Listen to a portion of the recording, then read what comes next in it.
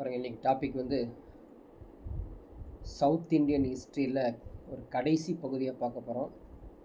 பாண்டியர்கள் மற்றும் நாயக்கர்களுடைய வரலாறு. ஸோ பாண்டியர்கள் மட்டும் மதுரையை வந்து ஆட்சி செய்யலை, தமிழ்நாட்டில் மதுரையும் நாயக்கர்களும் ஆட்சி செஞ்சுருக்காங்க. இப்போ இதை பார்த்தோம்னா கிட்டத்தட்ட நம்ம சவுத் இண்டஸ்ட்ரி இல்லையா, சவுத் இண்டியன் உடைய ஹிஸ்ட்ரி கம்ப்ளீட்டாகவே வந்து கிளாஸஸ் வந்து முடிஞ்சிடும். ஓகேங்களா? ஸோ நீங்கள் என்ன பண்ணணும், கண்டினியூவாக அதை வந்து இது வரைக்கும் நடத்தின சவுத் இண்டியன் ஹிஸ்ட்ரியோட எல்லாமே ஒர்க் அவுட் பண்ணிடுங்க, படித்து பாருங்கள், புக்கையும் கம்பேர் பண்ணிக்கோங்க, நோட்ஸ் எடுத்துக்கோங்க, நிறைய ப்ராக்டிஸ் பண்ணுங்கள், ப்ரீவியஸ் இயர் கொஷின்ஸ் எடுத்து ஒர்க் அவுட் பண்ணி பாருங்கள். நம்ம ஸ்டார்ட் பண்ணலாம். ஸோ பாண்டியர்கள் தமிழ்நாட்டில் வந்து ஆட்சி செஞ்சுருக்காங்க. அதுவும் வந்து பார்த்திங்கன்னா மதுரையை வந்து மையமாக வச்சுக்கிட்டு ஆட்சி செஞ்சுருக்காங்க அப்படின்னு நம்ம கேள்விப்பட்டிருக்கோம். சரிங்களா? ஸோ கேள்விப்பட்டிருக்கோம் இல்லையா? ஆனால் அந்த பாண்டியர்கள் ஆட்சி செய்ததுடைய சான்றுகள் என்ன, அதான் பார்க்க போகிறோம். சோர்சஸ் ஃபஸ்ட்டு நம்ம பார்க்க போகிறது சோர்சஸ் என்னவா இருக்குது, சான்றுகள். ஸோ சான்றுகள் சொல்லணும் அப்படின்னா ஃபஸ்ட்டு வந்து அசோகாவுடைய கல்வெட்டு எடுத்துக்கலாம். சரிங்களா? அசோகாவுடைய கல்வெட்டில் எடுத்து பார்த்தோம்னா அவருடைய இன்ஸ்கிரிப்ஷனில் வந்து இந்த பாண்டியருடைய ஆட்சி காலத்தை பற்றி கூறப்பட்டுள்ளது. சரிங்களா? வேறு ஒன்றா எடுக்கலாம், வேறு ஏதாவது கல்வெட்டு எடுக்கலாம் அப்படின்னு பார்த்தீங்கன்னா தொடக்க காலத்தில், சரிங்களா, பார்த்தீங்களா, ஒரு சொல்கிறது தமிழ் இன்ஸ்கிரிப்ஷன்ஸ் இது மாதிரி சொல்கிறோம் இல்லைங்களா, தமிழ் கிளாசிக், அதில் தான் வந்து இந்த பாண்டியருடைய ஆட்சி காலத்தை பற்றி சொல்லியிருக்காங்க. அதுக்கப்புறம் இந்த நூல்கள் கேள்விப்பட்டிருப்போம் இல்லையா, என்ன நூல்? 10 பாட்டு. சரிங்களா? 10 பாட்டு. அது 10 பாட்டு நூல்களிலான பட்டினப்பாலை, அதில் இருக்கக்கூடிய பட்டினப்பாலை. இந்த பட்டினப்பாலையிலையும் என்ன சொல்லியிருக்காங்க, இந்த மதுரை பற்றி சொல்லியிருக்காங்க. வேறு ஏதாவது கல்வெட்டு கிடச்சிருக்கா அப்படின்னா இப்போ ரீசண்டாக கிடச்சிருக்காமா. எங்கே கிடச்சிருக்கு அப்படின்னு பார்த்தீங்கன்னா புலிமான் கோம்பை அப்படிங்கிற ஒரு பிளேஸில், புலிமான் கோம்பை அப்படிங்கிற பிளேஸ்லையும் சான்றுகள் கிடச்சிருக்குது. அசோகா போய் பார்க்கலாம். அசோகவுடைய கல்வெட்டில் மடிரை அப்படின்னு ஒரு பேர் வந்திருக்குது. புரியுதுங்களா? 10 பாட்டிலையும் புலிமான் கொம்பையிலையும் கூடல் அப்படின்னு பேர் வந்திருக்குது. சரிங்களா? இந்த மடிரை தான் மதுரை அப்படிங்கிறது புரிஞ்சுக்கணும். இந்த கூடல் நகர் அப்படின்னு சொல்கிறது தான் மதுரை. அப்போது பாண்டியர்களின், சரிங்களா, பாண்டியர்களினுடைய தலைநகரம் அப்படின்னு எடுத்துக்கிட்டோம்னா கூடல் அப்படின்னு சொல்லலாம். கூடல். இன்னொரு ஒரு நூல், சரி, அந்த நூலோட பேர் வந்து மதுரை காஞ்சி. மதுரை காஞ்சிலையும் கூடல் என்று பெயர் தான் கூறப்பட்டுள்ளது. Capital city of Pandya is Koodal அப்படின்னு சொல்லுவாங்க. சரி, வேறு என்ன சான்றுகள் கிடைக்குது அப்படின்னு பார்த்தீங்கன்னா இவங்க வந்து ஈம பொருள் பயன்படுத்தியிருக்காங்க. அதாவது மெகாலித்திக் பரியல்ஸ் பயன்படுத்தியிருக்காங்க. பரியல்ஸ் அது கிடச்சிருக்குங்க. அது இந்த மெகாலித்திக் பரியல்ஸ் அப்படிங்கிறது பெருங்கற்கால ஈம பொருள்கள் வந்து கண்டுபிடிச்சிருக்காங்க. அது எப்படி இருக்குது அப்படின்னு பார்த்தீங்கன்னா தமிழ் பிராமி கல்வெட்டில் கிடச்சிருக்குதுங்க. தமிழ் பிராமி கல்வெட்டில் இது கிடச்சிருக்குது.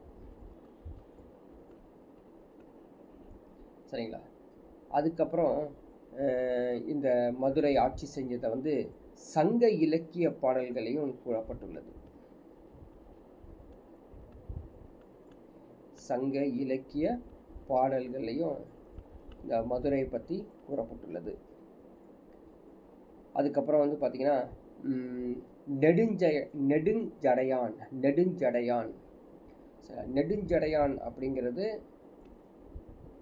அதன் மூலமாகவும் இந்த மதுரை பற்றி நம்ம தெரிஞ்சுக்க முடியும். நெடுஞ்சடையான், வேள்விக்குடி மானியம், வேள்விக்குடி மானியம் இதன் மூலமாகவும் தெரிஞ்சுக்க முடியும். இது இல்லாமல் வேற யார் அப்படின்னா மார்க்கோ போலோ, வெளிநாட்டவர் மார்க்கோ போலோ, அவர் மூலமாகவும் நம்ம இதை தெரிஞ்சுக்க முடியுது. வாசப்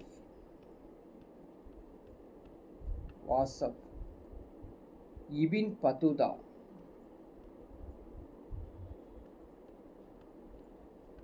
பத்துதா, இவர்கள் மூலமாகவும் தெரிஞ்சுக்க முடியுதுங்க.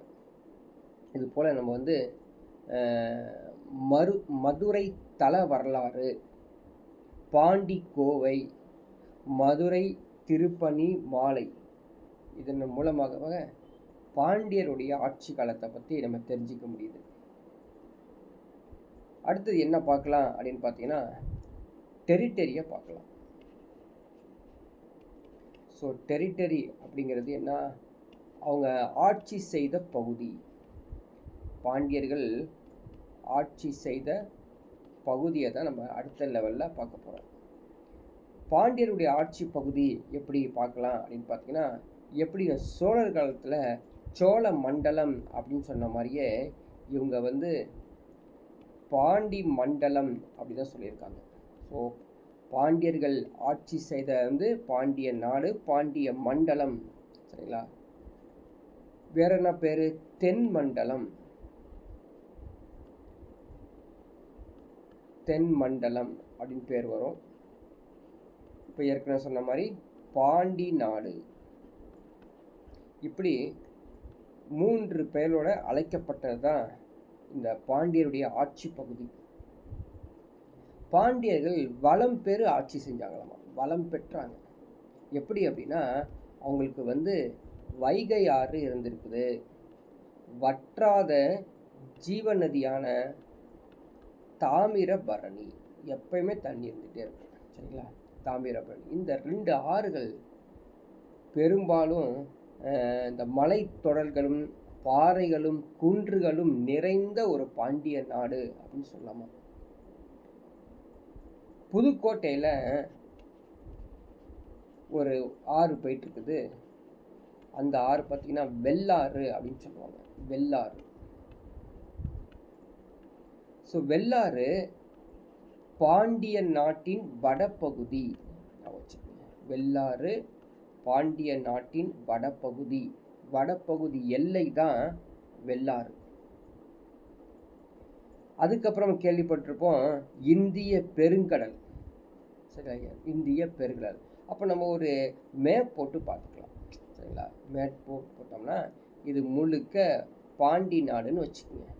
இது வந்து வடபகுதி, இது கிழக்கு, மேற்கு, தெற்கு, என்னென்ன எல்லைகள் கொண்டது அப்படின்னு பார்த்தோம். இப்போ தான் பார்த்தோம் வெள்ளாறு போயிட்டு இருக்குது வடபகுதி அப்படின்னு பார்த்தோம்.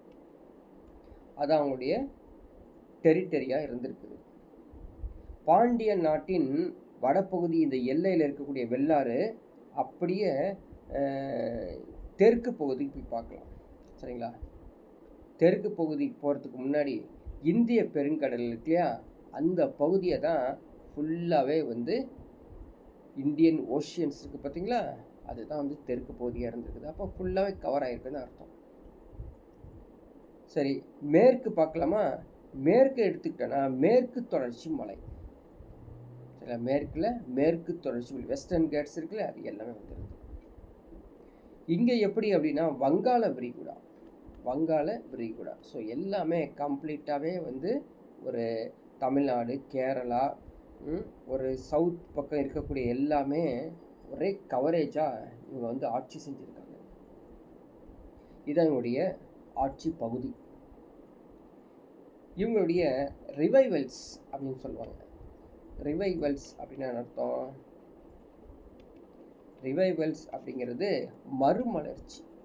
ஸோ பாண்டியர்கள் உடைய மறுமலர்ச்சி எப்படி இருந்தது, எப்படி அவங்களுடைய வளர்ச்சியை தான் மறுமலர்ச்சியாக சொல்கிறோம். 600லேருந்து 920 வரைக்கும் ஆட்சி செஞ்சுருக்காங்க. கிட்டத்தட்ட வந்து 320 வருடங்கள்.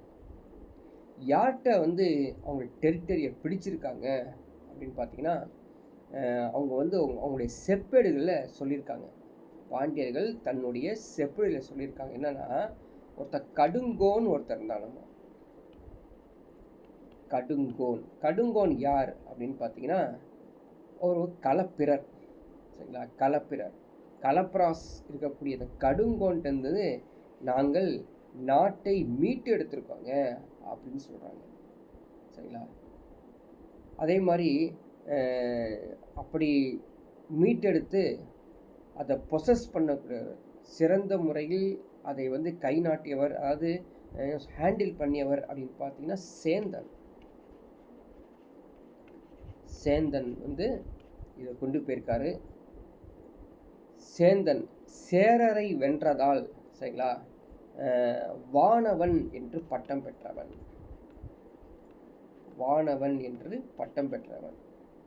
இது மாதிரி செப்பேடுகளில் கூறப்பட்டுள்ளது.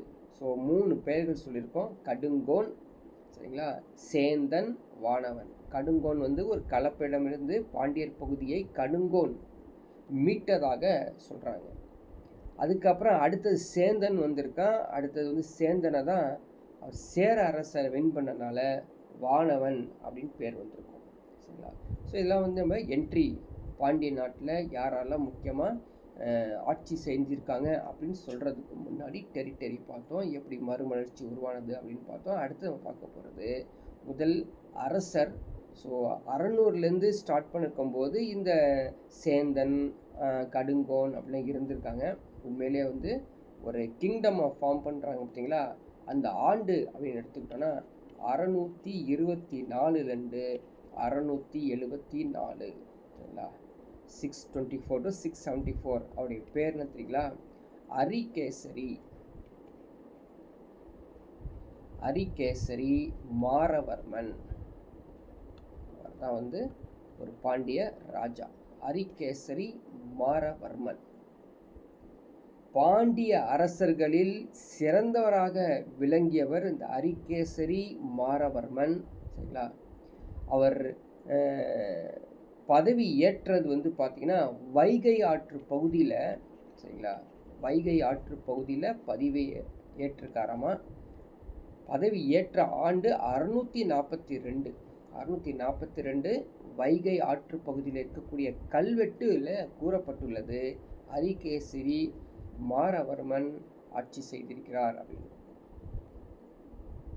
சரி, இந்த அரிகேசரி 642 அவர் ஆட்சி செய்யும் பொழுது சமகாலத்தில் தோன்றியவர்கள் யார்? சமகாலத்தில் போய் அங்கே ஆட்சி செஞ்சிருக்கும் போது அப்படியே முதலாம் மகேந்திரவர்மன் ஆட்சி செஞ்சிருக்கார்.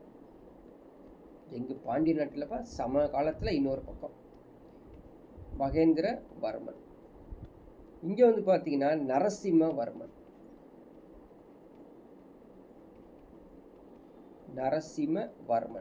ஸோ இவங்க 2 பேர் சமகாலத்தில் ஆட்சி செய்தவர். இவர்கள் ஆக்சுவலாக இந்த அரிகேசரி மாரவர்மன் சேரர்கள், சோழர்கள், பல்லவர்கள் அவங்க எல்லாத்தையும் வெற்றி கொண்டிருக்காங்க அப்படிங்கிறது தான் அவங்களுடைய செப்பேடுகளில் கிடைக்கப்பட்டுள்ளது. காப்பர் பிளேட்ஸில் அவங்களுடைய பிரைஸ் ஹிஸ்ட்ரி கொடுத்துருக்காங்க. சேராஸ், சோழாஸ், பல்லவாஸ், அதுக்கப்புறம் பார்த்தீங்கன்னா சிங்களர்களையும் வென்றிருக்காங்க அப்படின்னு கூறப்பட்டுள்ளது. அதுக்கப்புறம் பார்த்தீங்கன்னா Harikesari is identified with Koon Pandiyan. சரிங்களா? கூன் பாண்டியன் அப்படின்னு சொல்லுவாங்க. கூன் பாண்டியன். சரிங்களா? Harikesari is identified with Koon Pandiyan. சரிங்களா? பெர்செக்யூட்டர் ஆஃப் ஜெயின்ஸ், சமணர்களை கழுவேற்றிய கூன் பாண்டியனே அரிகேசரி அப்படின்னு ஒரு பட்டம் அவருக்கு. அரிகேசரி மாரவர்மனுக்கு சமணர்களை என்ன பண்ணியிருக்காருங்க? கழுவேற்றிருக்காரு. சமணர்களை கழுவேற்றிய கூன் பாண்டியனே அப்படின்னு சொல்லி தன்னை அடையாளம் படுத்திக்கிட்டவர் இந்த ஹரிகேசரி மாரவர்மன். பிறகு அவருக்கு பிறகு வந்தக்கூடிய அரசர்களுடைய லிஸ்ட்டு கொடுத்துருக்காங்க. ஸோ இந்த லிஸ்ட்டை கரெக்டாக படித்து வச்சுக்கோங்க. கிரானிக்கல் ஆர்டரில் கேட்பாங்க, அப்படியே மறந்துடாதீங்க. சரிங்களா? 700லேருந்து 730 வரைக்கும் ஆட்சி செய்தவர் கோச்சடையான் ரணதீரன். கோச்சடையான் ரணதீரன் 730 765. சரிங்களா? மாரவர்மன் ராஜசிம்மன்.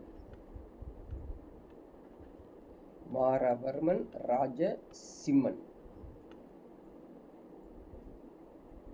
765 815. ஜதில பராந்தக நெடுஞ்சடையான்.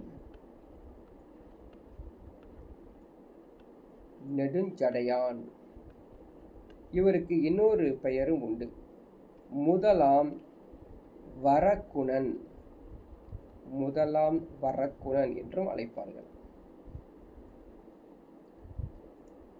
815 862.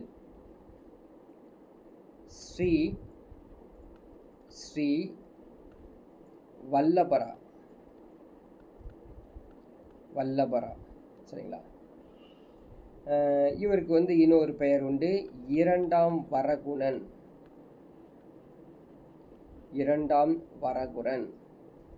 பிறகு வீர நாராயணன்.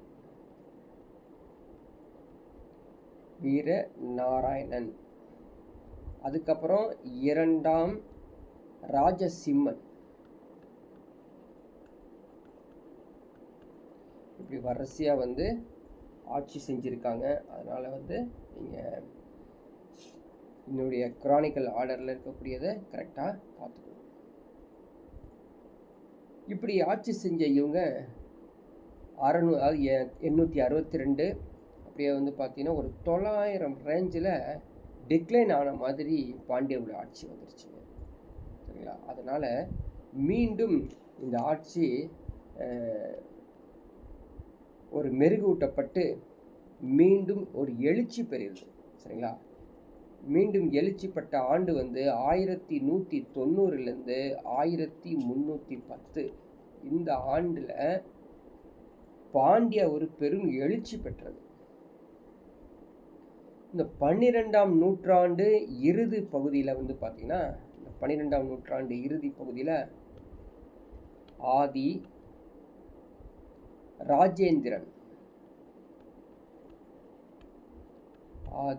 ராஜேந்திரன் அவர் இறந்துடுறாருங்க. எப்போ? 12வது நூற்றாண்டு இறுதி பகுதியில் அவர் இறந்துறாரு. பாண்டிய நாடு சோழ அரசிடம் போயிருதுங்க. அதனால் பாண்டிய நாடு பொறுத்த வரைக்கும் ஒன்றுமே இல்லை அப்படிங்கிற மாதிரி நேம் வந்துடுது. பாண்டிய குடித்தலைமை மன்னர்கள் நம்ம தனியாகவே ஒரு சுதந்திர ஆட்சியாக வேணும் அப்படின்னு சொல்லி ஒருத்தர் போராட ஆரம்பிக்கிறாருங்க. அவர் யார் அப்படின்னு பார்த்தீங்கன்னா, ஸ்ரீ வல்லப பாண்டியன்.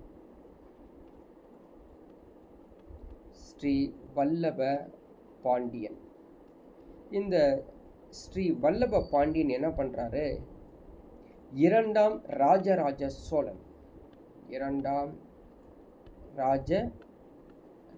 சோழனிடமிருந்து இந்த பாண்டிய நாடை மீட்டெடுக்கிறார். போரிட்டு மீட்டெடுக்கிறார்.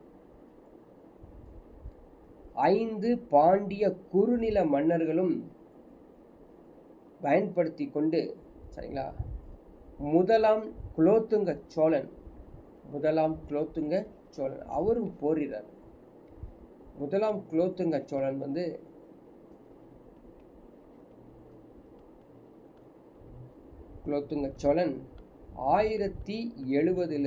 1120 வரைக்கும் போரிட்டு இருக்காருங்க. சரிங்களா? இந்த போரில் அவருக்கு தோல்வியே கிடைத்திருக்குது. சரிங்களா? 1190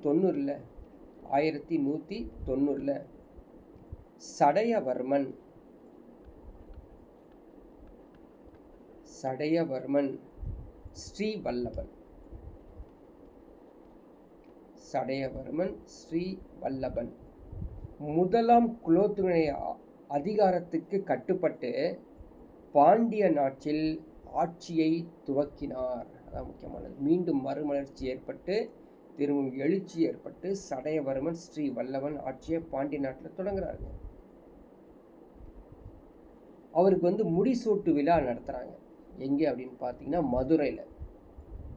அந்த முடிசூட்டில் இந்த சடையவர்மன் ஸ்ரீ வல்லவன் செங்கோல் ஏந்தி அரியணையில் அமர்ந்திருக்காராமா.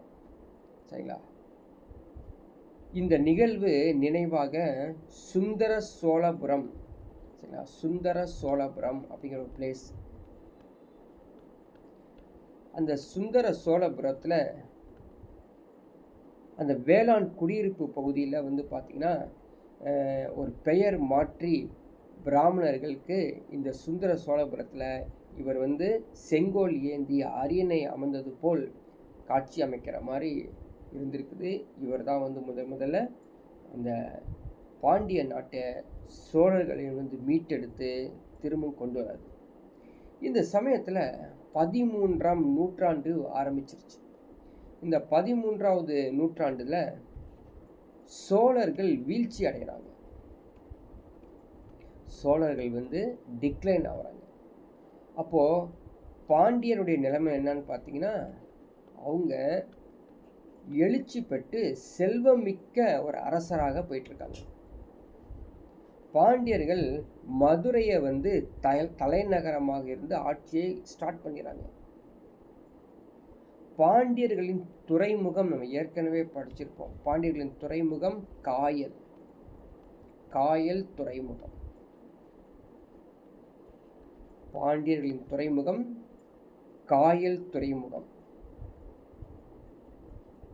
இந்த காயல் துறைமுகத்தை பார்த்தீங்கன்னா அவங்களுக்கு ஒரு பெரிய துறைமுகமாக கணிக்கப்படுவது இந்த காயல் தான். இதை பற்றி, இந்த காயல் துறைமுகத்தை பற்றி ஒருத்தர் வெளிநாட்டவர் சொல்கிறார். யாருன்னா வெனிஸை சேர்ந்த, வெனிஸ் நாட்டை சேர்ந்தவர். அவர் யார்? அவர் பார்த்துட்டு வந்தோம், மார்க்கோ போலோ. மார்க்கோ போலோ சொல்கிறார். கிட்டத்தட்ட அவர் பாருங்கன்னா 1288 மற்றும் 1293 இந்த ஆண்டில் 2 முறை காயல் துறைமுகத்திற்கு வந்திருக்காராமா. அந்த காயல் துறைமுகத்து முழுவதும் அரபிய சீன கப்பல்கள் நிறைந்ததாகவே காணப்படுவாங்க. அந்த அளவுக்கு வணிகம் செலுத்துவங்கியது பாண்டிய நாடு இப்படின்னு சொல்லி இந்த மார்க்கோ போலோ தன்னுடைய புத்தகத்தில் அவர் சொல்கிறாருங்க. இது வெனிஸ் நகர பயணி. இவர் இத்தாலி, வெனிஸ் எங்கே இருக்குது? இத்தாலி, தற்போது இப்போ இத்தாலியின் பேர். இந்த மார்க்கோ போலோ நேர்மையான நிர்வாகத்தில் இருந்தவர். பாண்டிய அரசை அதிகமாக பாராட்டியிருக்காரு. இவங்க சொல்கிறாரு, இந்த மார்க்கோ போலோ பாண்டியர்களுடைய ஆட்சி காலத்தில் உடன்கட்டை சத்தி இருந்தது அப்படின்னு சொல்லியிருக்காரு. சத்தி இருந்திருக்குது, ஏறும் வழக்கமாகவே இருந்திருக்குது. பல தார முறை அதுவும் இருந்திருக்குது அப்படின்னு சொல்லி தன்னுடைய குறிப்பில் அவர் சொல்கிறாரு. Polygamy practice by the Kings அப்படின்னு சொல்லியிருக்காரு.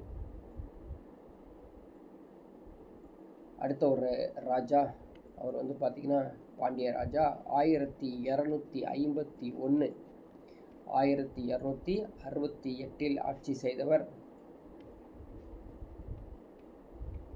சடையவர்மன் சுந்தரபாண்டியன்.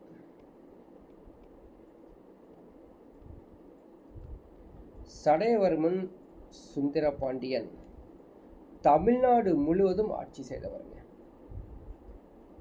இவருடைய டெரிட்டரி எடுத்துக்கிட்டா ஆந்திராவில் பார்த்தீங்கன்னா நெல்லூர் வரை இவருடைய டெரிட்டரி இருந்திருக்குது, ஆட்சி பகுதி இருந்திருக்குது. இவரை சடையவர்மன் சுந்தரபாண்டியன் சொல்றதுக்குல முதலாம் சடையவர்மன் சுந்தரபாண்டியன் சொல்லி அழைப்பார்கள். இவருடைய ஆட்சி காலத்தில் தான் பாண்டிய அரசு மிகவும் வலிமை பெற்றதாக போனுச்சு. சரிங்களா? பயங்கரமாக அந்த state reached it's zenith the state reached zenith அப்படின்னு சொல்ல ஜெனித் அப்படிங்கிற English word keeping the Hoysalas check.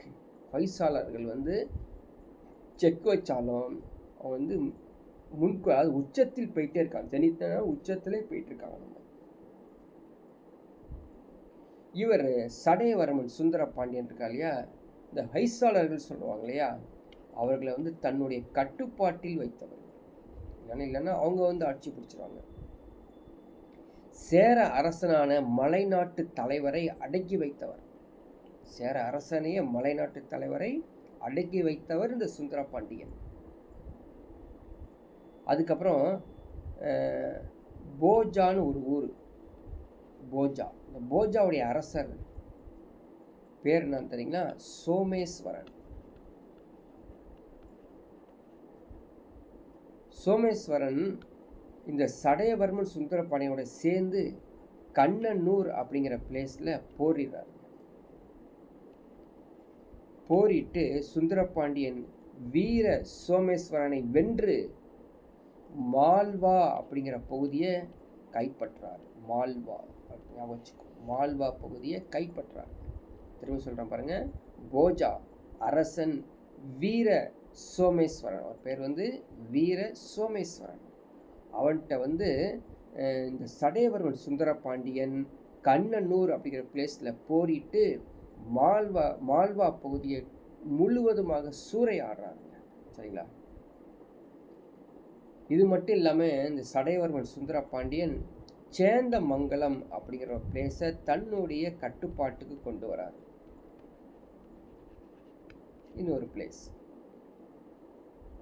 கடலூரையும் தன்னுடைய கட்டுப்பாட்டில் கொண்டு வராரு.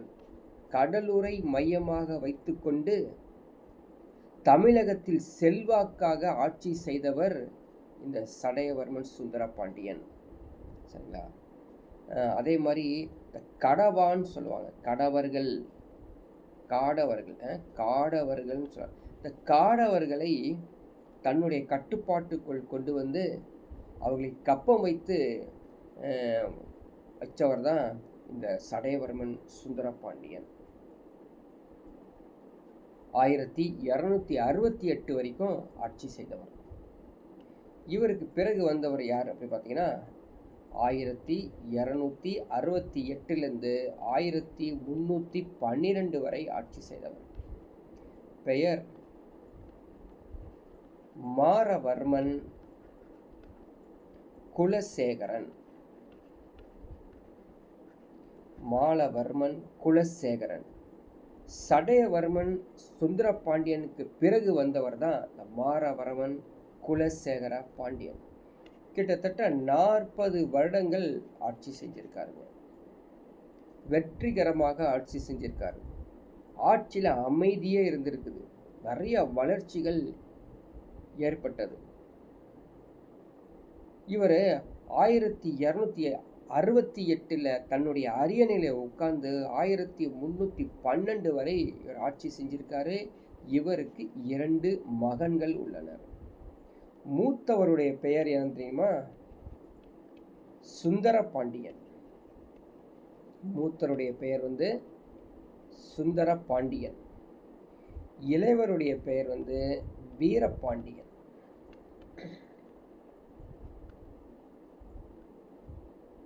ஆனால் வந்து இந்த இளையவரான வீரபாண்டியனுக்கு இந்த மாரவர்மன் குலசேகர பாண்டியன் இளையவர் அப்படின்னு சொல்லி ஒரு இளவரசு பட்டம் கொடுத்துறாரு. இளவரசு பட்டம் கொடுத்தார். இளவரசு பட்டம்னா ராஜாக்கு பின்னாடி அவர் தான் ஆட்சி செய்யணும் அப்படின்னு யாரு தன்னுடைய இளைய மகனை கொடுத்துறாரு. எப்போனா 1302 1302 இவருக்கு வந்து he ascended, சரிங்களா? he ascended throne 1268. the rule still 1312. இவர் வந்து தன்னுடைய மகன் இருக்கார் இல்லைங்களா, இளையவன், அவரை வந்து பிரின்ஸ் ஆக்கிறார். இதனால் கோபம் அடைந்த சுந்தர பாண்டியன் தன் தந்தையை கொன்று விடுகிறார். இதனைத் தொடர்ந்து உள்நாட்டு அதிகமாக போர் வந்துருச்சுங்க. அதனால் சுந்தரபாண்டியன் தில்லிக்கு ஓடிறார். அப்படியே வந்து தப்பிச்சு தில்லிக்கு போயிடுறாரு. டெல்லிக்கு போகிறது எதுவும் உங்களுக்கு தெரியும். அதுக்கப்புறம் நடக்கணும், சரிங்களா? முக்கியமான நிகழ்வு நடக்கும். தில்லிக்கு தப்பிச்சு போயிடறாருங்க. அங்கே போய் யாரை பார்க்குறாரு? அலாவுதீன் கில்ஜியை பார்க்குறாரு. அலாவுதீன் கில்ஜியை போய் மீட் பண்ணி எனக்கு அடைக்கலம் கொடுங்க இது மாதிரி சொல்கிறாரு. இந்த அலாவுதீன் கில்ஜி என்ன பண்ணுறாருன்னு சொல்லி இப்போ முன்னோட்டமாக சொல்லிடுறேன். இவர் தான் வந்து மாலிக் கபூர் இல்லையா? மாலிக் கபூர். இந்த மாலிக் கபூருடன் சேர்ந்து அலாவுதீன் கில்ஜியோடைய தளபதி மாலிக் கபூருடன் சேர்ந்து இந்த சுந்தர பாண்டியனும் நேராக மதுரைக்கு வந்து மதுரையை கேப்சர் பண்ணுறாங்க. அது நிகழ்வு நம்ம அப்புறம் பார்க்கலாம். அந்த மதுரையை கேப்சர் பண்ணக்கூடிய அந்த நிகழ்வு ஒரு நீண்ட நிகழ்வுங்க, சரிங்களா? மாலிகாப்பூர்னு சொல்லுவாங்க. ஆக்சுவலாக மாலிகாப்பூர் படையெடுப்பு அப்படின்னு சொல்லுவாங்க. So invasion of Malik Kafur அப்படிங்கிறது அவர் தான் படையெடுத்து வராரு. எந்த ஆண்டில் படையெடுத்து வராரு அப்படின்னு கேட்பாங்க. 1311 அவர் வந்து மதுரையை அடைந்த போது அங்கு மதுரையில் யாருமே இல்லை. ஏன்னா மாரவர்மன் குலசேகரன் செத்துட்டான், வீரபாண்டியன் பேஸ் பண்ணி இருந்தவங்களும் ஓடிட்டாங்க, சுந்தரபாண்டியன் தப்பிச்சு ஓடி டெல்லிக்கு போயிட்டான். இப்படி இருக்கும்போது உள்நாட்டில் பயங்கரமாக குழப்பம் இருக்கும் பொழுது அங்கே யாருமே இல்லை அப்படின்னு தெரிஞ்சு இந்த மாலிக் கபூர் வந்து இறங்குறாரு. வீரபாண்டியனும் தப்பி ஓடிடுறான். அப்போ அந்த இடத்துல யாருமே இல்லைல்ல. அப்போ என்ன பண்ணுறாரு? மதுரை படையெடுப்பை குறித்து அலாவுதீன் கில்ஜி தன்னுடைய அரசவை கவிஞர் யாருங்க? அமீர் குஸ்ரு. அலாவுதீன் கில்ஜி மதுரையை படையெடுத்த அந்த நிகழ்வை அந்த அமீர் குஸ்ரு இருக்காரு இல்லையா, அவர் எழுதுறாருங்க. கிட்டத்தட்ட 512 யானைகள்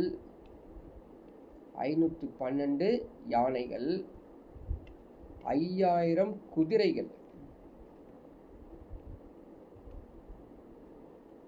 அதுக்கப்புறம் பார்த்தீங்கன்னா 500 மூட்டை வைரம், இது இல்லாமல் முத்துக்கள், மரகதம், மாணிக்கம் எல்லாத்தையும் இந்த மாலிக் கபூர் என்ன பண்ணுறாரு? சூறையாடி எடுத்துகிட்டு போயிடுறாரு. இந்த நிகழ்வை இந்த அமீர் குஸ்ரு மிகைப்படுத்தி காட்டுறாருங்க. நாங்கள் என்ன பாருங்க எவ்வளோ வீரம், நாங்கள் போய் அந்த மதுரையை நாங்கள் வந்து சூறையாடி வந்துட்டோம். அங்கே இருக்கக்கூடிய சொக்கநாதர் கோவில்னு ஒரு கோவில், எங்கே? மதுரையில் சொக்கநாதர் கோவிலை இடிச்சிடுறாங்க. இடித்து விலை மதிக்க முடியாத பொருட்களை எல்லாத்தையுமே எடுத்து அலாவுதீன் கில்ஜி பக்கம் போய் இறங்கிடுறாங்க. கிட்டத்தட்ட இந்த மாலிக் கபூருடைய படையெடுப்புக்கு பிறகு பாண்டிய அரசு ஆட்சி பொறுப்பு எல்லாமே தனித்தனியாக பிரிஞ்சிருச்சுங்க. யாருமே அங்கே இல்லை. இதனால் மதுரையை சுல்தான் ஆட்சி வந்துருச்சு. அலாவுதீன் கில்ஜி ஒரு சுல்தான் தானே, டெல்லி சுல்தான் தானே. அவர் வந்து மதுரையை ஆட்சி செஞ்சிடறாரு. இவருடைய ஆட்சி யார்? இந்த அலாவுதீன் கில்ஜி, சுல்தானுடைய கில்ஜியுடைய ஆட்சி 1335 வரை நீண்டுதுங்க. மதுரையை தான் நேரடியாக அலாவுதீன் கில்ஜி பார்க்க முடியாதுன்னு சொல்லிட்டு மதுரையை ஆட்சி செய்வதற்காக ஒரு ஆளுநரை நியமிக்கிறார். அந்த ஆளுநருடைய பெயர் என்ன அப்படின்னு கேட்பாங்க, நோட் பண்ணி வச்சுக்கங்க. ஜலாலுதீன்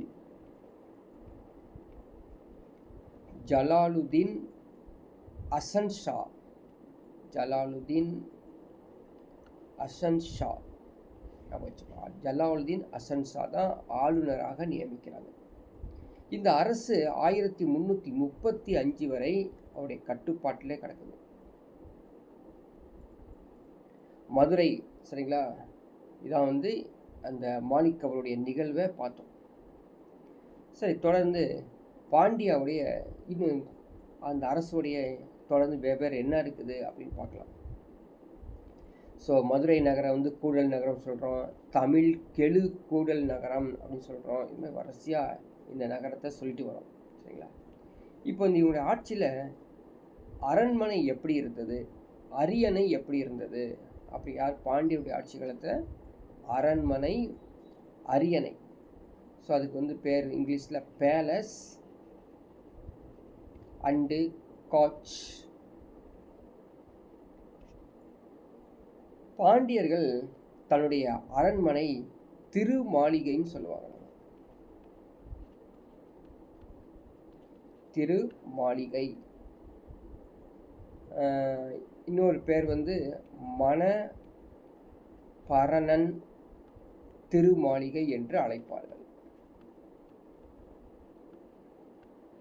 திருமாளிகை பெரும் இடவசதி கொண்ட இடமா இருக்கும், உட்கார்வதற்கு அமர்வதற்கு. அனைத்து குறுநில மன்னர்கள்லாம் வந்து பேசுவாங்க, அந்த அளவுக்கு பெருசாக இருக்கும். இதே போல் அரியணை காட்ச் சொல்கிறோம் இல்லைங்களா, அரியணை அது எப்படி இருக்கும் அப்படின்னு பார்த்தீங்கன்னா, அவங்களுக்கு பெயர் வந்து முன்னைய தரையன், பாண்டிய தரையன். இது அந்த அரியணைக்கு பேர். பாண்டிய தரையன், கலிங்க தரையன்.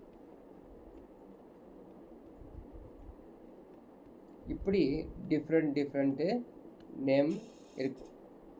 அரச கட்டளைகளை வாய்மொழியாகவே பிறப்பிப்பாங்களாமா.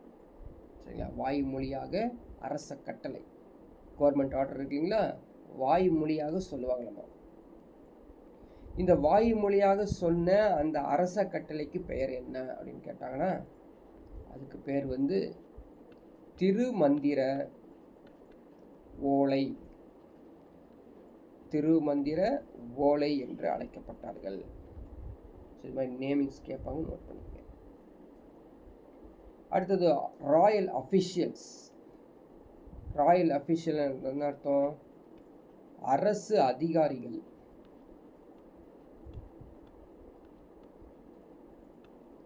அரசு அதிகாரிகள் யாரா?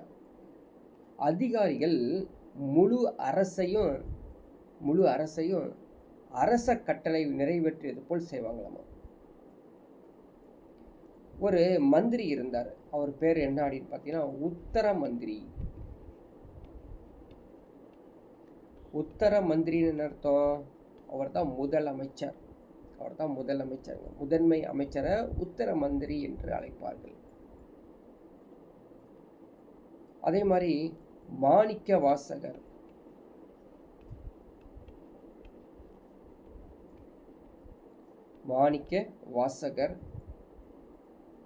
குலச்சிறையார்,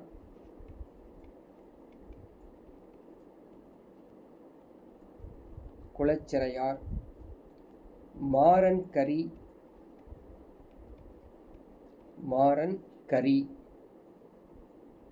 சரிங்களா?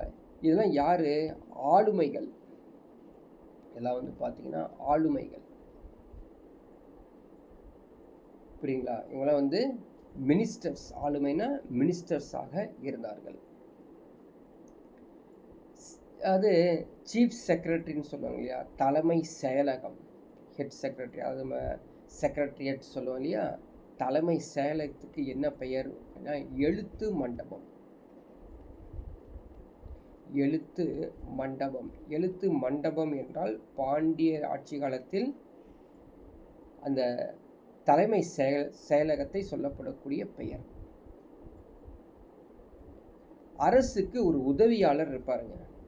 உதவியாளர் பெயர் வந்து அந்த போஸ்ட் பெயர் எல்லாமே, மனிதனுடைய பெயருடைய போஸ்ட் பெயர். பரிவார முதலி என்றால் அரசு உதவியாளர் அப்படின்னு அர்த்தம். அதாவது ஹை எக்ஸிக்யூட்டிவ் அஃபிஷியல்னு சொல்லுவாங்க. அது உயர்ந்த மதிப்புக்குரிய அரசு அதிகாரி, அரசு பதவி அப்படின்னா என்ன தெரியுங்களா? வரிசையாக பேர் இருக்குது பாருங்க. மாறன், அந்த பேர் வந்து மாறன் எய்னன்னா அது ஒரு ஹை எக்ஸிக்யூட்டிவ் அப்படின்னு அர்த்தம். சதன் கணபதி,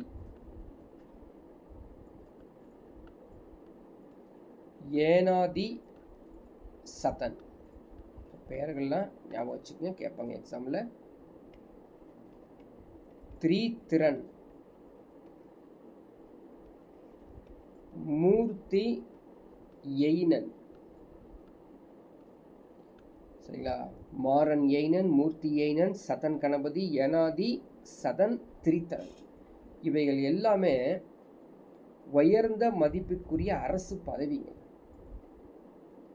பட தளபதி வருவாங்க.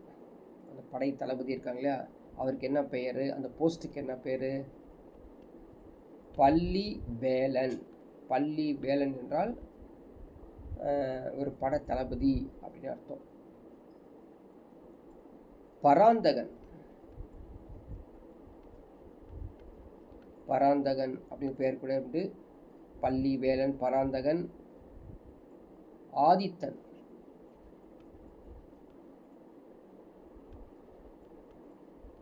ஆதித்தன், ஸோ பள்ளி வேலன், பராந்தகன், மாறன் ஆதித்தன். ஸோ இதெல்லாம் வந்து படை தளபதியாக வச்சிருந்தாலும் யாருக்குங்க? ராஜாக்கே பல பட்டங்கள் கொடுப்பாங்க, கொடுத்துருவாங்க.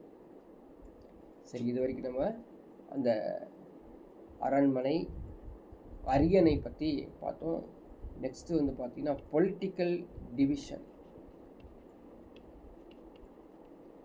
அரசியல் பிரிவுகள் என்ன?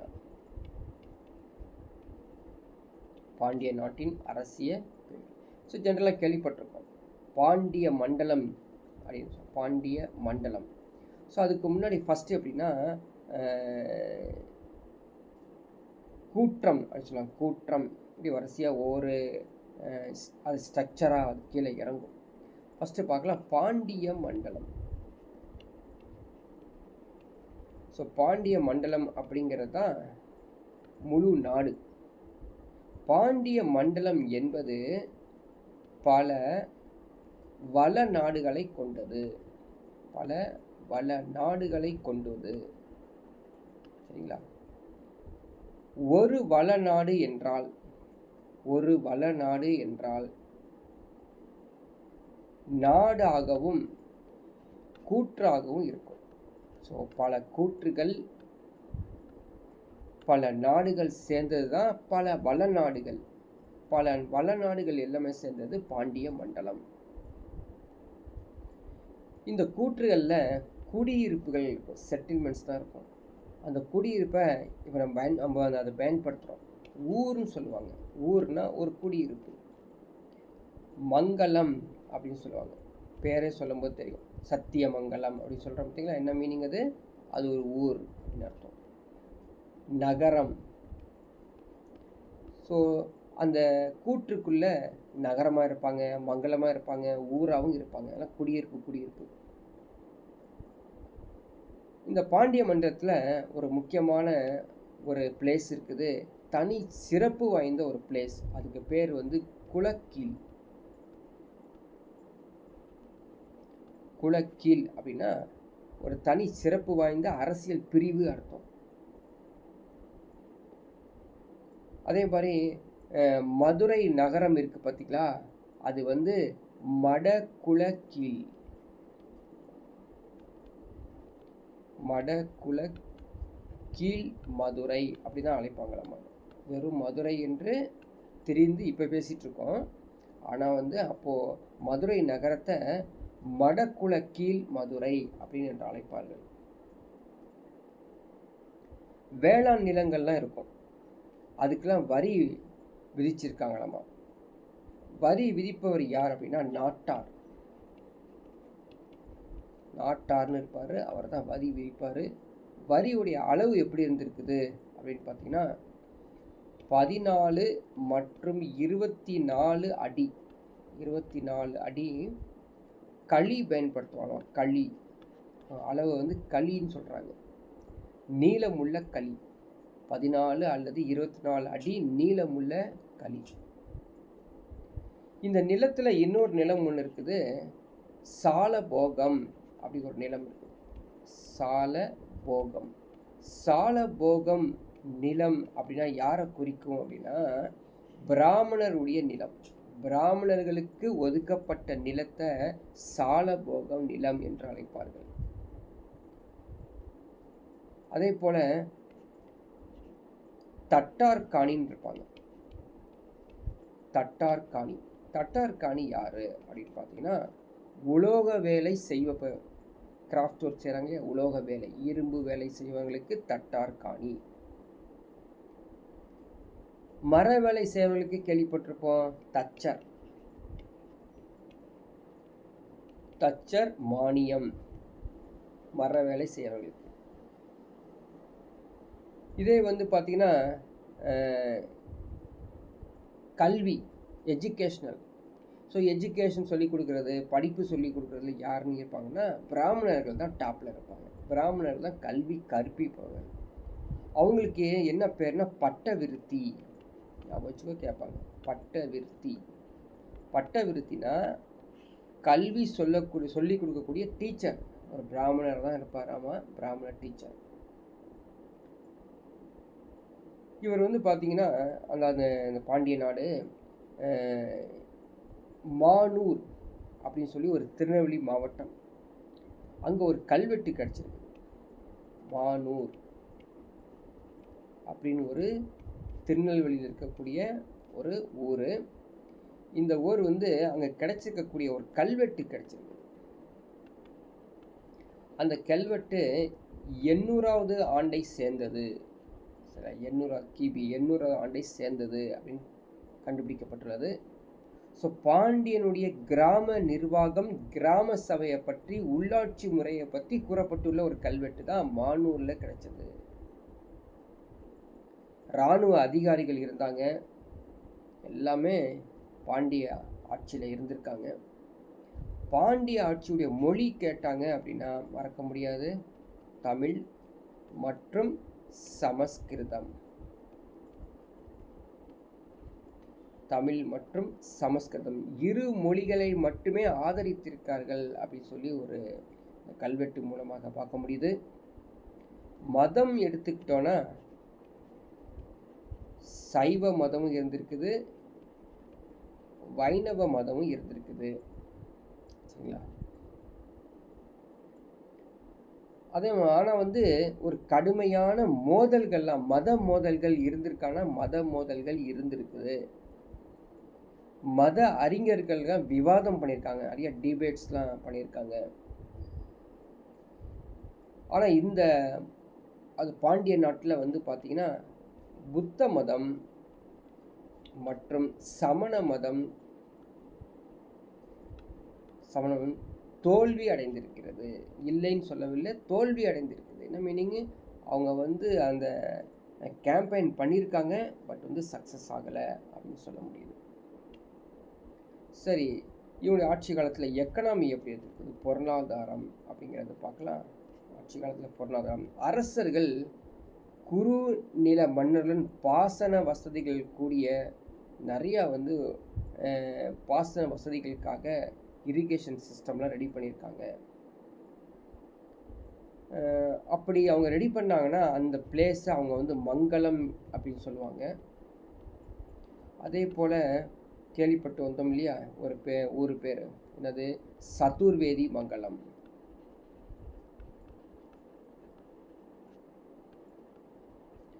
சதுர்வேதி என்று பேரிட்டு பிராமணர்களுக்கு இது கொடுத்துருவாங்க. ஸோ மங்களம், சதுர்வேதி மங்கலம்னா பிராமணர்கள் வாழக்கூடிய பிளேஸு, கொஞ்சம் நல்ல வளமான பிளேஸு, செல்வமிக்க பிளேஸ் அப்படின்னு சொல்லுவாங்க. பிராமணர்கள், செல்வமிக்க பிராமணர்கள் வாழக்கூடிய பிளேஸை வந்து பிரம்மாதி ராஜன்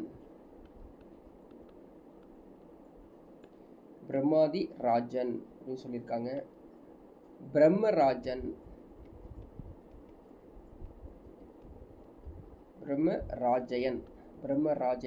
அப்படிங்கிற ஒரு பகுதி நிறையா வந்து உயர்நில பகுதி, அதாவது ஹை கிளாஸ் பீப்புள்ஸ் வாழக்கூடிய ஒரு பிளேஸாமா. அது மேக்சிமம் பிராமணர்கள் தான் இருந்திருக்காங்க. வணிகம், ட்ரேடு எப்படி இருந்திருக்குது அப்படின்னு பார்க்கலாம். வணிகம் பொறுத்த வரைக்கும் நம்ம சொல்லக்கூடிய ஒரே ஒரு வேர்டு காயல் துறைமுகம் தான். காயல் துறைமுகம். அரபு தலைவர்கள் அனைவரும் இங்கே வந்திருக்காங்க நம்ம. சரிங்களா? ஒரு நிமிஷம் இருங்க. ஸோ வணிகத்தில் வந்து பார்த்திங்கன்னா இந்த காயல் துறைமுகத்தை மறக்க முடியாது, அதை சொல்லியிருக்கோம். சரிங்களா? இந்த காயல் துறைமுகத்தை பற்றி நிறைய இன்ஃபர்மேஷன்ஸ் கொடுத்துருக்காங்க. என்னன்னா நெகமத்தோர், சரிங்களா, நெகமத்தோர், நானா தேசி, நெகமத்தோர், நானா தேசி, திசை 1000, திசை 1000. சரிங்களா? இவங்க யார்? இவங்களாம் யார் அப்படின்னு பார்த்தீங்கன்னா அந்த ட்ரேடர்ஸ் சம்மந்தப்பட்ட பெயர்கள். அதே மாதிரி ட்ரேடர்ஸ்லேயே வந்து 500 பவர் அப்படின்னு இருக்காங்க. ட்ரேடர்ஸில் 500 பவர். மாணிக்க கிராமத்தார்,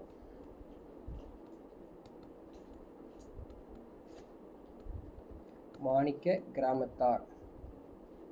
சரிங்களா? 17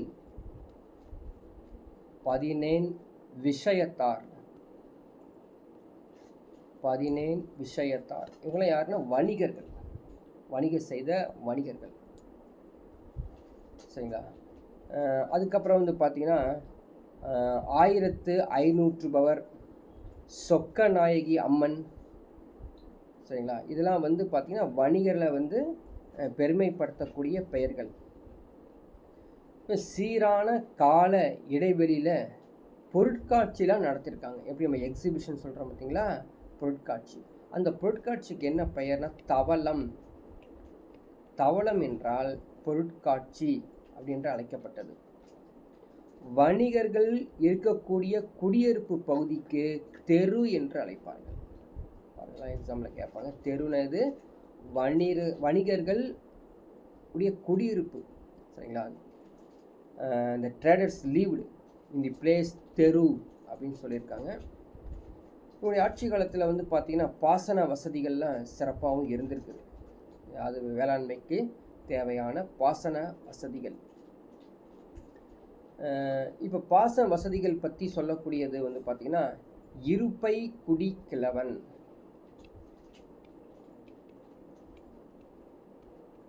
இருப்பை குடி கிழவன் அப்படின்னா அர்த்தம் இருப்பை குடி கிழவன் என்ற உள்ளூர் தலைவர்.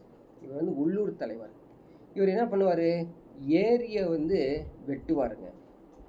ஏரியை வெட்டி அதை பழுது பார்க்கக்கூடிய வேலை செய்பவர் இருப்பை குடி கிழவன். நில உரிமையாளராக இருந்தார். அவருக்கு வந்து பூமி புத்திரர்.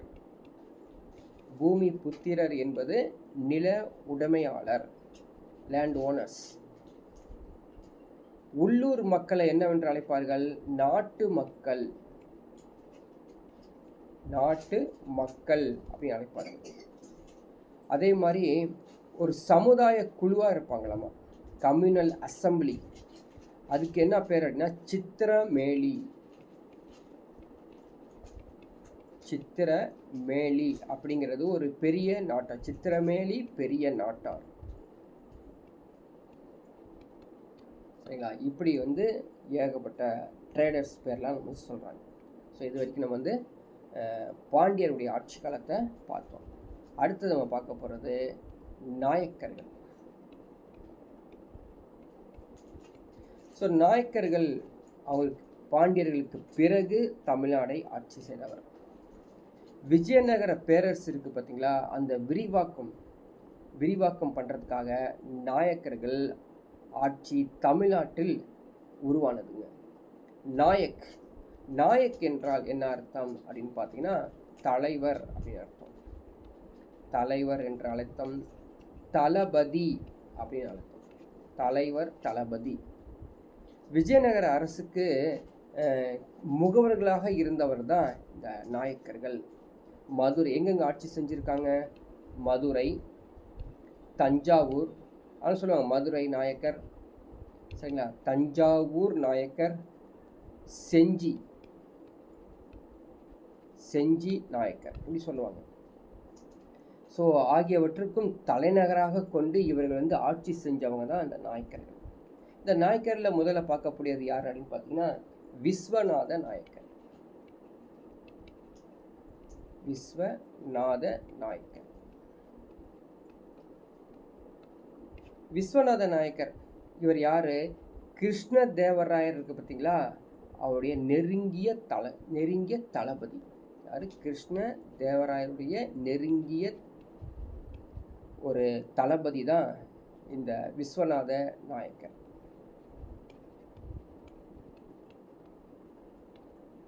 புதிய நிர்வாக முறையை அறிமுகப்படுத்தியவர் இந்த விஸ்வநாத நாயக்கர். என்ன அந்த முறை பேர் என்ன அப்படின்னு கேட்டாங்கன்னா பாளையக்காரர் முறை.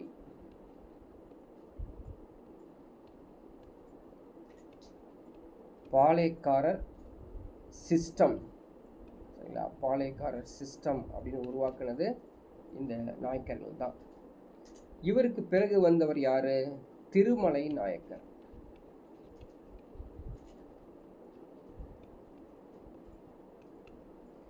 திருமலை நாயக்கர் இவர் வந்து பார்த்தீங்கன்னா அவருடைய ஆட்சி பொறுப்பு ஏற்றவுடன் மைசூர், சரிங்களா, மைசூர் இராணுவம் மதுரை வழியாக படையெடுத்து திருமலை நாயக்கர் திண்டுக்கல்லில் வந்து தோற்கடிக்கப்பட்டார். இந்த நிகழ்வுக்கு பெயர், அதாவது மைசூர் இராணுவம் மதுரை வழியாக படையெடுத்து சென்றது, சரிங்களா, இவர்களை திருமலை நாயக்கர் வந்து திண்டுக்கல்லில் தோற்கடிச்சிருக்காருங்க. ஸோ அந்த வேலையை இவர் வந்து செஞ்சுருக்காரு. ஸோ மைசூர்லேருந்து வரக்கூடிய அந்த ஆர்மியை வந்து இவர் வந்து திண்டுக்கல்லில் தோற்கடிச்சனால இந்த இந்த போருக்கு என்ன பெயர் அப்படின்னு பார்த்தீங்கன்னா மூக்கறுப்பு போர். கேட்பாங்க, நோட் பண்ணிக்கோ. மூக்கறுப்பு போர். ஸோ மூக்கறுப்பு போர்னா the war of noses. War of noses என்று அழைப்பார்கள். ஸோ திருமலை நாயக் அப்படின்னு எடுத்துக்கிட்டா ஒரு திறமையான நிர்வாகி, அமைதியாக ஒழுங்காக நாட்டை நடத்தியவர், போர்ச்சுகீசியர்களையும் டச்சுக்காரர்களையும் சுதந்திரமாக தமிழகத்தில் அனுமதித்தவர். அப்போ தான் வந்து இந்த அது யூரோப்பியன்ஸ் உள்ள வராங்க இல்லையா, அவர் வச்சிருந்த தலைநகர் திருச்சி. திருமலை நாயக்கனுடைய தலைநகர் மீது திருச்சி. திருச்சியை என்ன பண்ணாரு அப்படின்னு பார்த்தீங்கன்னா அப்படியே மதுரைக்கு மாற்றியவர். திருச்சி தலைநகரத்தை மதுரைக்கு மாற்றியவர். அங்கு கோவில்கள் கட்டி புதுப்பித்தவர். புது மண்டபம் கட்டியிருக்காரு, மாரியம்மன் தெப்பக்குளம் கட்டியிருக்காரு. இன்னும் சொல்ல போனால் நாயக்கர் மஹால், நாயக்கர் மஹால் அப்படின்னு சொல்லுவாங்க, அதையும் அவர் கட்டியிருக்காரு திருமலை நாயக்கர். இவங்க பயன்படுத்தக்கூடிய மொழிகள்லாம் சான்ஸ்கிரிட் யூஸ் பண்ணியிருக்காங்க. அதிகமாக வந்து சான்ஸ்கிரிட் யூஸ் பண்ணியிருக்காங்க. அடுத்தது ஒன்று பார்க்கலாம், ராணி மங்கம்மாள் அப்படின்னு கேள்விப்பட்டிருப்போம் நம்ம.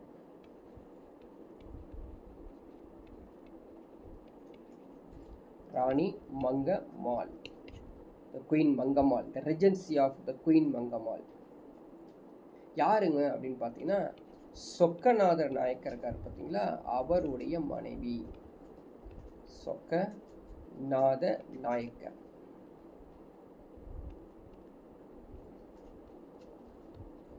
சொக்கநாத நாயக்கருடைய மனைவி தான் இந்த ராணி மங்கம்மாள். இவங்களுக்கு வந்து தனது 3 வயதான பேரன் இருக்கார், விஜயரங்க சொக்கநாதர். பாதுகாவலராக பகர ஆளுநர் ஆட்சி பொறுப்பேற்றவர் தான். சரிங்களா? உங்களுக்கு வந்து ஒரு பேரன் இருக்கான், அந்த பேரன் அது ராணி மங்கம்மாளுடைய பையன்தான். யாரு? விஜயரங்க சொக்கநாதர். விஜயரங்க சொக்கநாதர் பகர ஆளுநராக ஆட்சி செய்தவர். அவரை வச்சு பகர ஆளுநராக பொறுப்பேற்றவர். ஸோ இவருடைய ஆட்சி காலத்தில் மதுரை நாயக்கர் அப்படிங்கிற ஒரு ஃபேமஸ் ஆனிச்சு. அவருடைய ஆட்சி காலத்தில் ராணி மங்கம்மாள் ஆட்சி காலத்தில் மதுரை நாயக்கர் ஆட்சி ஆபத்துக்களை எதிர்த்து பேரரசை காப்பாற்றியது.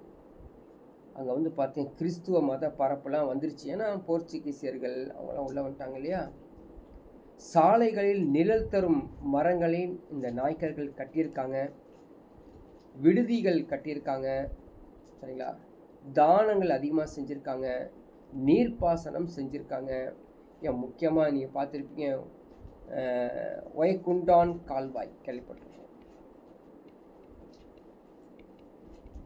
ஸோ ஒயக்குண்டான் கால்வாய் அப்படிங்கிறது ஒரு ஃபேமஸான ஒரு கால்வாய். இந்த கால்வாய் வந்து நாய்க்கருடைய ஆட்சி காலத்தில் கட்டப்பட்டுள்ளது. அதனுடைய பெருமைகள். ஆனால் விஜயநகர நாயக்கர் இருக்கா பார்த்தீங்களா, அவருக்கு ஆண் வாரிசு இல்லை. அவருடைய மனைவி, விஜயநகர நாயக்கருடைய மனைவி பெயர் என்னன்னா மீனாட்சி. மீனாட்சி தான் ஆட்சி பொறுப்பை ஏற்றாங்க. விஜயகுமார நாயக்கர், இவங்க வந்து விஜயகுமார நாயக்கர் அப்படிங்கிற ஒரு பையனை தத்தெடுக்கிறாங்க. விஜயகுமார நாயக்கரை வந்து தத்தெடுக்கிறாங்க. அந்த தனது வளர்ப்பு மகனை தந்தை பங்காரு இவருக்கு எதிராக சதி திட்டத்தில் ஏற்பட்டு அதனை அறிந்த மீனாட்சி ஆற்காட்டில் இருந்த சாந்தா சாஹிப் உதவியோட ஆடுறாங்க. ஸோ இது மாதிரி ஒரு பெரிய ஹிஸ்ட்ரி அவங்களுக்கு தனியாக போயிட்டுருக்குது, சரிங்களா. இது போல் இவங்க போன இந்த நாயக்கர் 1736 இவங்களுடைய நாயக்கருடைய ஆட்சி முடிவுக்கு வந்துடுதுங்க, சரிங்களா. இன்னொரு நாயக்கர் பேர் இருக்குது. அந்த நாயக்கர் பேர் வந்து பார்த்தீங்கன்னா சேவப்ப நாயக்கர். சேவப்ப நாயக் தஞ்சாவூர் விஜயநகர பேரரசின் ஒரு பகுதியாக விளங்கியது, சரிங்களா. சேவப்ப நாயக்கர் வந்து தஞ்சாவூர் மெயினாக வச்சு ஆட்சி செஞ்சவர். யார்? இந்த விஜயநகர பேரரசின் ஒரு பகுதியான தஞ்சாவூரை வந்து சேவப்ப நாயக்கர் ஆட்சி செஞ்சுருக்காரு. அப்போது ஒரு பொறுப்பாளர் ஒன்று வைக்கிறாங்க. அவர் பேர் வந்து திம்மப்ப நாயக்கர்.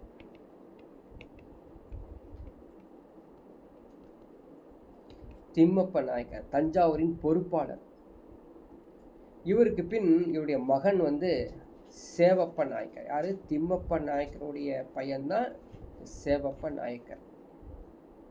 தஞ்சாவூர் நாயக்கர் ஆட்சி அப்படியே தொடர்ந்து போயிட்டுருக்குது. இவங்க மூலமாக போர்ச்சுகீசியர்களெல்லாம் உள்ளே அனுப்புகிறாங்க இவங்களாம், சரிங்களா. 10 வேலி நிலங்களை வந்து போர்ச்சுகீசியர்களுக்கு தானமாக வளர்க்குறாங்க. அதனால் நாகப்பட்டினத்தில் போர்ச்சுகீசியர்கள் அது குடியேறுகிறாங்க, சரிங்களா.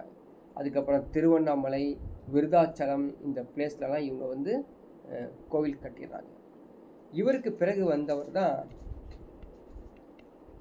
அச்சுத்தப்ப நாயக்கர்.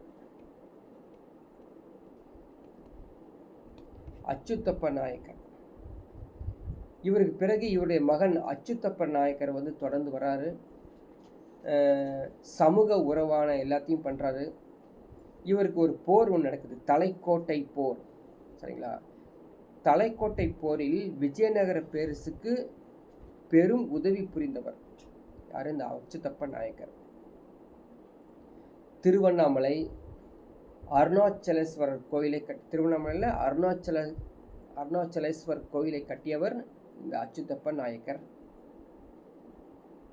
காவிரி ஆற்றின் வேளாண்மைக்காக பெரிதும் இவர் பாடுபட்டவர் அச்சுத்தப்ப நாயக்கர். இவருக்கு அடுத்ததாக வந்தவர் யார் அப்படின்னு பார்த்தீங்கன்னா ரகுநாத நாயக்கர்.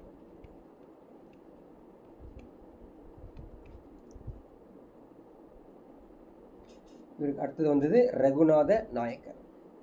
இந்த அச்சுத்தப்ப நாயக்கருடைய பையன்தான், இளைய மகன் தான் இந்த ரகுநாத நாயக்கர். தஞ்சை நாயக்கர் என்று பெயர் பெற்றவர். இவர் வந்து செஞ்சி, மதுரை, யாழ்ப்பாணம், ஸோ நிறைய பிளேஸை தன்னுடைய கட்டுப்பாட்டில் கொண்டு வந்தவர், சரிங்களா.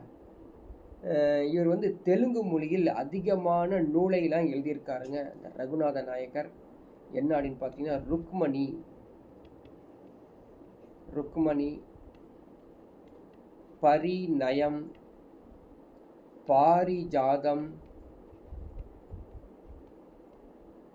புஷ்பகர்ணம், ராமாயணம். சரி, இதில் எல்லாத்தையும் தெலுங்கு மொழியில் எழுதியவர் இவர். இவருக்கு பின்னால் வந்தவரை பார்த்தீங்கன்னா விஜய ராகவ நாயக்கர்.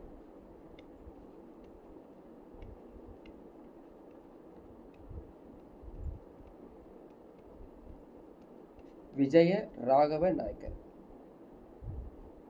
இவர் முன்னாடி இருந்தார் பார்த்தீங்களா, யாருங்க, அந்த ரகுநாத நாயக்கருடைய பையன்தான் விஜய ராகவ நாயக்கர்.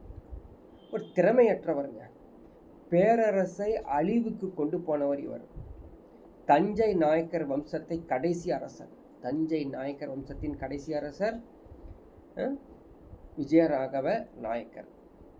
மதுரை சொக்கநாத நாயக்கர். இவன் வரிசையாக ஒவ்வொரு பேரையும் சொல்லலாம். கிட்டத்தட்ட 1673 நாயக்கருடைய ஆட்சி தஞ்சையில் முடிவடைகிறது. சரிங்களா? ஸோ இது போல் நாயக்கருடைய ஆட்சி தொடர்ந்து போயிட்டே இருக்குது. நீங்களும் என்ன பண்ணணும், புக் எடுத்து நிறையா இன்னும் இன்ஃபர்மேஷன்ஸ் 11th 12th ஸ்டாண்டர்டில் இந்த நாயக்கருடைய ஆட்சியெல்லாம் கொடுத்துருக்காங்க. நீங்கள் எடுத்து பார்த்து படிங்க. ஸோ நெக்ஸ்ட் ஒரு கிளாஸில் நெக்ஸ்ட் ஒரு டாப்பிக்கில் மீட் பண்ணலாம்.